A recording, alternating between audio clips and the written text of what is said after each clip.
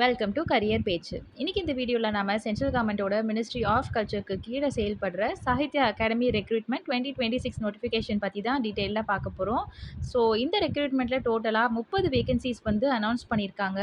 வெவ்வேறு டிபார்ட்மெண்ட் அதுக்கேற்ற மாதிரி குவாலிஃபிகேஷனில் வந்து போஸ்ட் பண்ணியிருக்காங்க. ஸோ மொத்தம் வந்து 13 போஸ்ட் வந்து இதில் இருக்குது.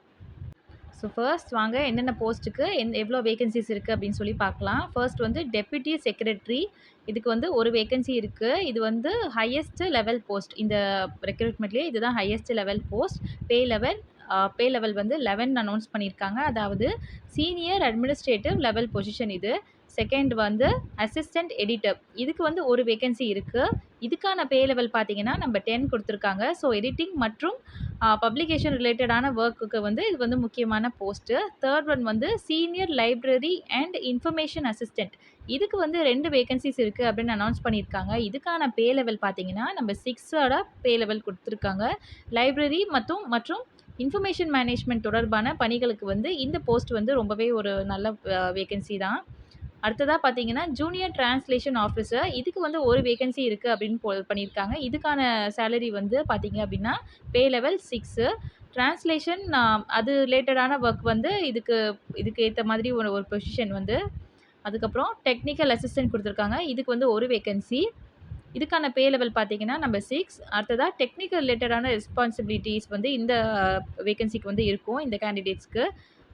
சிக்ஸ்த்து பார்த்தீங்க அப்படின்னா ப்ரோக்ராம் அசிஸ்டண்ட் ஒரு வேகன்சி இருக்குது. இதுக்கான பே லெவல் வந்து நம்ம 6.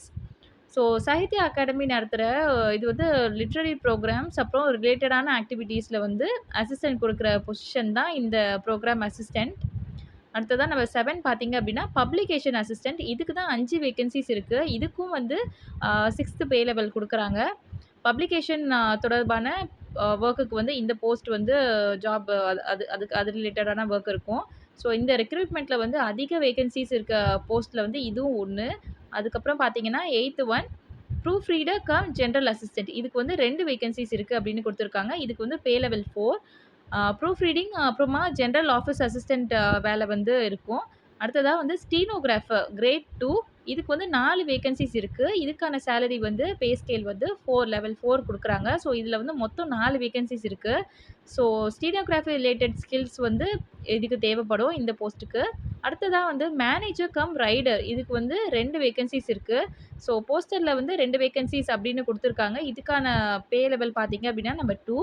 அடுத்ததாக வந்து வேன் டிரைவர், இதுக்கு வந்து ஒரு வேகன்சிஸ் இருக்குது. இதுக்கு வந்து பே லெவல் 2 அப்படின்னு மென்ஷன் பண்ணியிருக்காங்க. ஸோ டிரைவிங் ரிலேட்டடான ஒர்க் வந்து உங்களுக்கு கொடுப்பாங்க.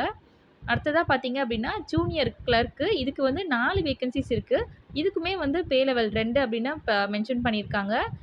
கிளர்ஷியல் அதுக்கப்புறமா ஆஃபீஸ் ரிலேட்டட் வந்து ஜாப்ஸ் இருக்கும். அடுத்ததாக 13 பார்த்தீங்க அப்படின்னா மல்டி டாஸ்கிங் ஸ்டாஃபு, இதுக்கு வந்து 6 வேகன்சிஸ் இருக்குது.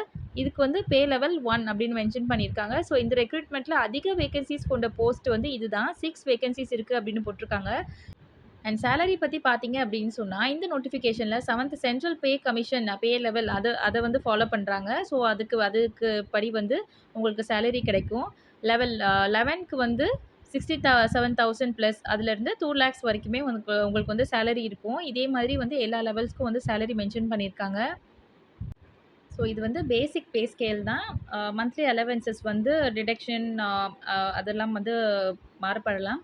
ஸோ இப்போ வந்து எலிஜிபிலிட்டி, இந்த ரெக்ரூட்மெண்ட்டுக்கு வந்து எல்லா போஸ்ட்டுக்கும் ஒரே குவாலிஃபிகேஷன் கிடையாது. ஒவ்வொரு போஸ்ட்டுக்கும் தனித்தனி எஜுகேஷன் குவாலிஃபிகேஷன் எக்ஸ்பீரியன்ஸ் அதெல்லாம் இது பண்ணியிருக்காங்க. ஸோ இந்த போஸ்ட்டில் வந்து மட்டும் பார்த்துட்டு அப்ளை பண்ணாதீங்க. தயவு செஞ்சு அஃபீஷியல் நோட்டிஃபிகேஷனை செக் பண்ணுங்கள். ஃபுல்லாக படிச்சுட்டு அதுக்கப்புறமா எலிஜிபிள் ஏஜ் ரிலாக்ஸேஷன் அதெல்லாம் வந்து பாருங்கள்.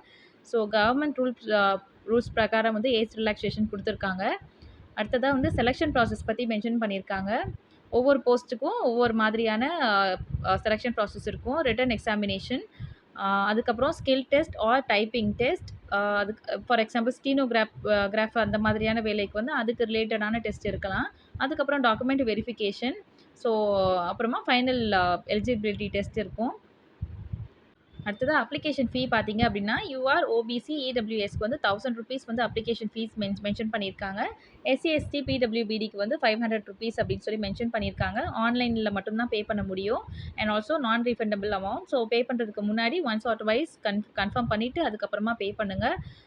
Job location. ஸோ இந்த போஸ்ட்டுக்கு வந்து ஒவ்வொரு ஜாப் லொகேஷன் குடுத்துருக்காங்க. எங்கெல்லாம் பார்த்தீங்க அப்டின்னா, நியூ டெல்லி, மும்பை, கொல்கட்டா, பெங்களூர் மற்றும் சென்னையில கூட நமக்கு வந்து வேக்கன்சி போட்ருக்காங்க. ஸோ தமிழ்நாடு கேண்டிடேட்ஸ்க்கு வந்து இது ரொம்ப ரொம்ப ஒரு இம்பார்ட்டன்ட்டான ஒரு வேக்கன்சியா தான் இருக்க போது.